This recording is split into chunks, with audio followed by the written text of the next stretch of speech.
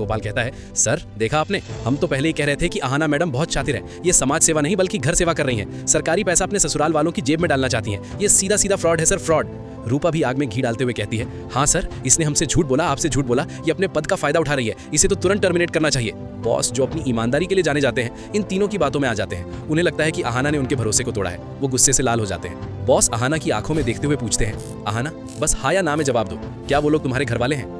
आहाना डरती नहीं है, वो सिर उठाकर सच कबूल करती है, जी सर, वो मेरा परिवार है, लेकिन सर मैंने ये प्रोजेक्ट उनकी गरीबी मिटाने और उनके टैलेंट को दुनिया के सामने लाने के लिए चुना है, रिश्तेदारी निभाने के लिए नहीं। लेकिन तभी ऑफिस के बाहर पुलिस की सायरन गूंजती है। बॉस हैरान हो जाते हैं क्योंकि उन्होंने पुलिस को नहीं बुलाया था। तभी गोपाल अपनी शैतानी हंसी के साथ कहता है, सर मैंने पुलिस को बुला लिया है, सरकारी पैसे की चोरी करने की कोशिश करना जुर्म है और एक जिम्मेदार नागरिक होने के नाते मैंने अपना फर्ज निभाया। पुलिस इंस्पेक्टर अंदर आता है और कहता है, मिस्टर गांगुली, हमें शिकायत मिली है कि यहाँ फ्रॉड हो रहा है, हमें आहाना जी को गिरफ्तार करना होगा। बॉस इस अचानक हुई पुलिस कार्यवाही से हड़बड़ा जाते हैं। वो गुस्से और कंफ्यूजन में कुछ समझ नहीं पाते और पुलिस को रोकने की बजाय चुप्पी साध लेते हैं। पुलिस आहाना को सबके सामने गिरफ्तार करके ले जाने लगती है। आहाना बॉस की तरफ देखती रह जाती है, लेकिन बॉस नजरें फेर लेते हैं। आहाना को जीप में बिठाकर ले जाया जाता है और ऑफिस में गोपाल और रूपा अपनी जीत का जश्न मनाते हैं। आहाना के जाने के बाद ऑफिस में सन्नाटा छा जाता है, लेकिन बॉस का ज़मीर उन्हें कचोटने लगता है। वो अपनी टेबल पर रखी उस मिट्टी की मूर्ति को देखते हैं जो आहाना के घर से आई थी। उस मूर्ति की कारीगरी देखकर उन्हें एहसास होता है कि कला झूठ नहीं बोलती।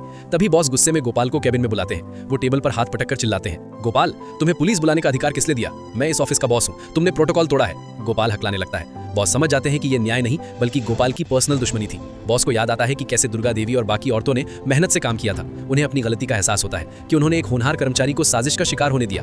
बॉस एक पल भी बर्बाद नहीं करते और सीधे पुलिस स्टेशन पहुंचते हैं। वहां आहाना एक बेंच पर बैठी होती है, लेकिन उसकी आंखों में अभी भी स्वाभिमान होता है। बॉस इंस्पेक्टर से कहते हैं, इंस्पेक्टर, ये गलतफहमी थी, आहाना ने कोई फ्रॉड नहीं किया है, वो प्रोजेक्ट मेरिट पर पास हुआ है और मैं खुद उसे अप्रूव करता हूँ। बॉस बेल के पेपर साइन करते हैं और आहाना को लॉकअप से बाहर निकालते हैं। स्टेशन के बाहर आकर बॉस हाथ जोड़कर आहाना से माफी मांगते हैं। वो कहते हैं, आहाना मुझे माफ कर दो, मैं उन लोगों के बहकावे में आ गया था, मैंने टैलेंट की जगह रिश्तेदारी देख ली, ये मेरी भूल थी, तुम्हारा प्रोजेक्ट पास है। आहाना की आंखों में खुशी के आंसू आ जाते हैं। बॉस उसे वहीं खड़े खड़े 7 लाख रुपए की फंडिंग का अप्रूवल लेटर थमा देते हैं। शाम को जब आहाना घर पहुंचती है तो घर वाले डरे हुए होते हैं कि कहीं पुलिस का कोई लफड़ा ना हो गया हो, लेकिन आहाना मुस्कुराते हुए अपने बैग से 7 लाख का चेक निकालकर दुर्गा देवी के हाथों में रख देती है। पूरा घर खुशी से झूम उठता है। दुर्गा देवी चेक को माथे से लगाती है। अर्जुन आहाना को गर्व से देखता है। बहुएं कहती हैं, हमारी छोटी बहू ने तो कमाल कर दिया, घर में मिठाइयां बंटने लगती हैं, ऐसा लगता है मानो आज ही असली दिवाली है। लेकिन दोस्तों, पिक्चर अभी बाकी है। घर की खिड़की के बाहर अंधेरे में खड़ा पोल्टू ये सब देख रहा होता है। उसकी आंखों में जलन की आग होती है। वो मन ही मन कहता है, खुश हो ले आहाना, चेक तो आ गया, लेकिन ये पैसा तेरे काम नहीं आएगा। मैं ऐसा कुछ करूंगा कि ये प्रोजेक्ट शुरू होने से पहले ही राख हो जाएगा।